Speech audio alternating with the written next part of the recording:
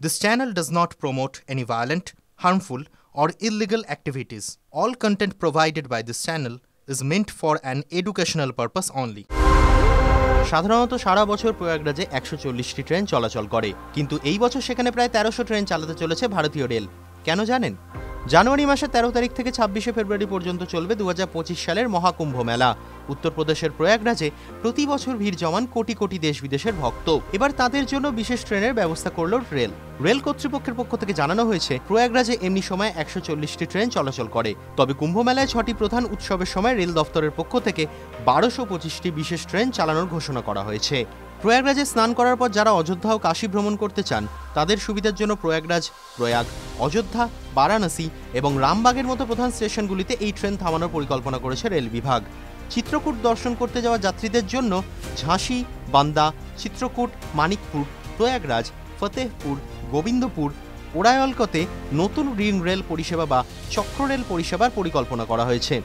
এই 1225টি বিশেষ ট্রেনের মধ্যে আবার 825টি কম দূরত্বের ট্রেন, 400টি বিশেষ ট্রেন দূরপাল্লার। বর্তমানে 2019 সালের তুলনায় প্রায় 177% বেশি ট্রেন চলাচল করে।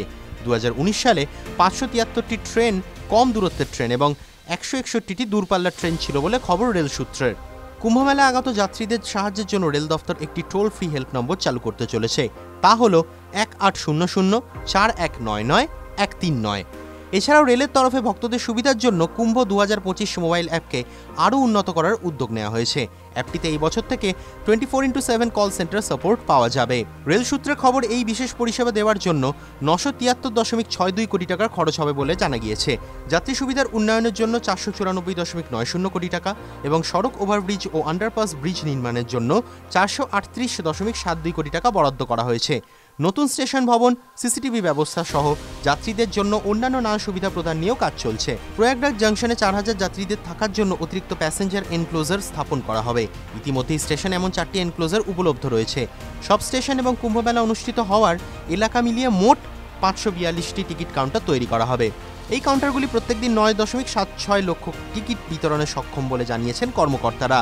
রেল প্রোটেকশন ফোর্সের আরপিএফ এর তরফ থেকে অতিরিক্ত 651টি সিসিটিভি ক্যামেরা বসানো হবে, যার মধ্যে প্রায় 100টি ক্যামেরায় অপরাধীদের এবং অপরাধমূলক কাজের সঙ্গে যুক্ত ব্যক্তিদের চিহ্নিতকরণের জন্য এআই ভিত্তিক ফেস রিকগনিশন সিস্টেম থাকছে বলে খবর সূত্রের। টিভি9 বাংলা ডিজিটাল।